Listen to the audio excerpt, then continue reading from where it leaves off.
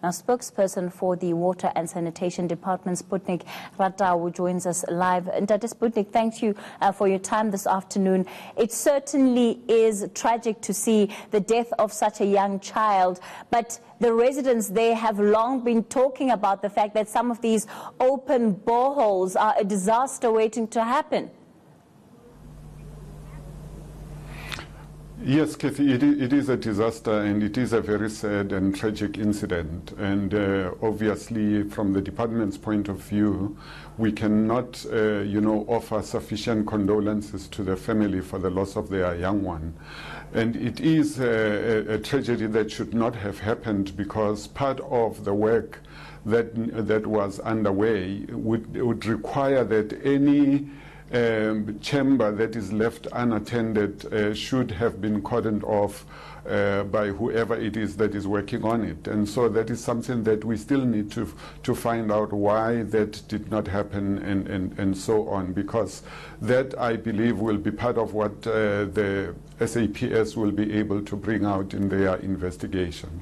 So how are you handling this matter? Because as it speaks, it's one thing to have an expectation of, the company involved to close these manholes, but on the other end, there must be accountability. What happens in the interim while this investigation is being run? What are you doing?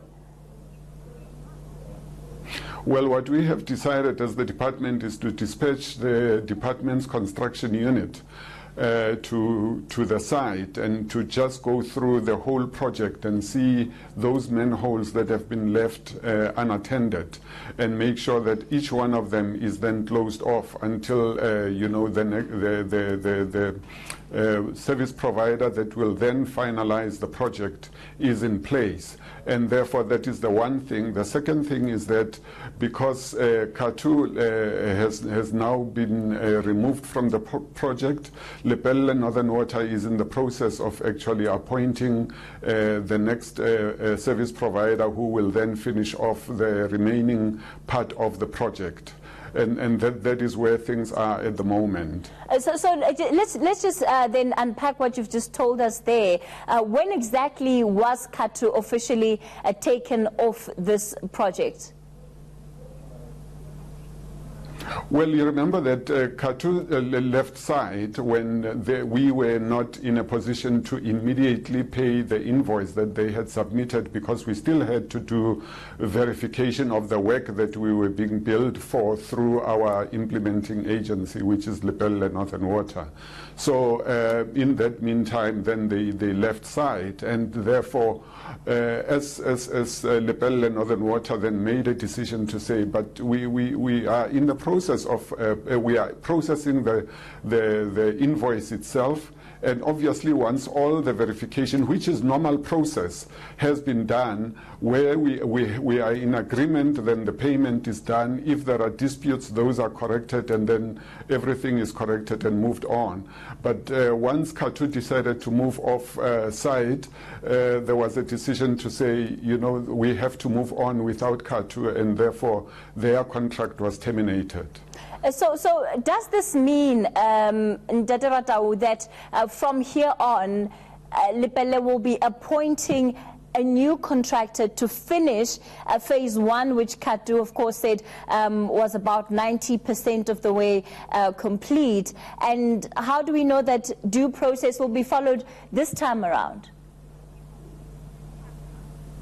Well, that is something that is the responsibility of the implementing agency, to make sure that their supply chain management processes are not compromised, because they are the ones that will be having to appoint that contractor. Where we are, as a Department of Water and Sanitation, is our interest is that the project must be completed, as you correctly put it, over 90%, 92% of the project has already been concluded. So it's a question of finding someone who is capable and has the capacity to be able to finish the work that is remaining. From the department side, as far as you know, when was KATU Civils notified of the termination of their contract?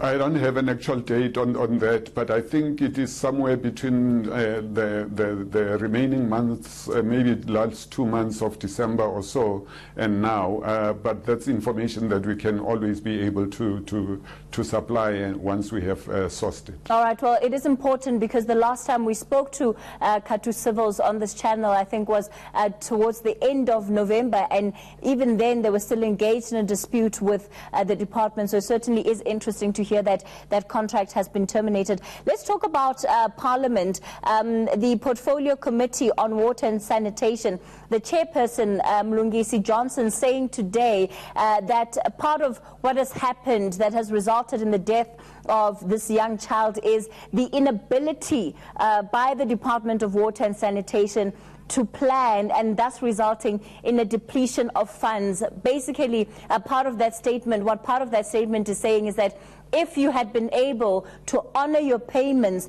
to KATU Civils, then they would have completed the job and none of this would have happened. What's your response to that? I think, without getting into a debate with what the chairperson has said, we must always understand that in terms of the build industry, it is not cut and dry to say once a contractor has said, I have done what I have done, the next responsibility is just for you to fork out the money. There is a process that is within the law that needs to be followed, and that is where we were, and that is where actually some of the disputes were lying. And therefore, it would have been actually even more irresponsible of the department to just pay without making sure that what the implementing agency was being billed for was actually something that is on the ground. And that is a process that has happened. You must remember that for that project to be 92% complete now is not something that has been different in terms of operation of how payments have been made and obviously work has been carried out.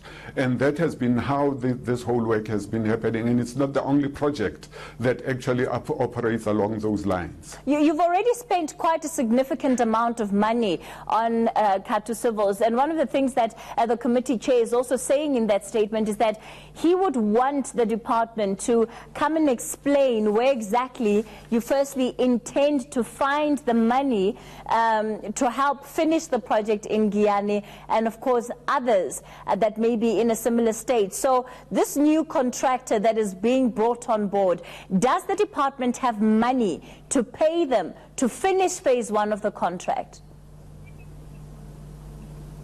I think it would be best for us to allow the process to unfold so that we can be able to say exactly what it is, what processes have been followed. Because the chairperson is correct. They have the authority and the right to call on the department or its implementing agency or whoever it is that is responsible to come and give account whenever there is a need. But at the moment, I think what needs to happen is for the implementing agency to be allowed some time to be able to do its work so that they can be able to then account on actual work that is already done, rather than maybe to just say this is how we will do things. But obviously part of what the answer I should be giving you is that yes, there is discussion between the department and the Department of Finance. There is discussion between our minister and the Minister of Finance to see how we can be able to find some of the money that we might be required in this regard. But you must remember that there are also different inputs that make it a point that at one time you might be ahead with the work that needs to be done, so therefore you might have to pay more than what you would have budgeted for in any one period, because more of what needed to have been done has already been done, and so on and so forth, and that will always have an impact on your balance sheet, obviously. So if I hear you correctly, you don't really have the money to pay whoever the new contractor is going to be. You're going to ask for more money from Treasury, and I'm also hearing a bit of a disclaimer there that says that the price tag could come at a much higher cost than one would have anticipated, given 92% of that project is already done. No. I'm not saying the price tag will come at a higher cost. I'm saying part of what happens sometimes when you overrun in terms of what you have paid would be where the contractor might have already done much more than what has been anticipated for any financial year. And therefore you would find that in any one time you might have to have paid more than what you had anticipated, and that would have an impact on whether you actually at any one time have sufficient funds to be able to pay the next tranche for that point of view. Not necessarily that there would be a new kind of budget that would be far different from what is supposed to pay for the remaining work. All right, well, we'll leave it there for today. And of course, we'll watch to see as the department then responds to the issue of those open boreholes in Giyani. We heard there that a unit from the department is being dispatched to ensure that those holes are closed up, of course, following the death of a 6-year-old Nsuku Mplongo. That was the department spokesperson, Sputnik Ratau.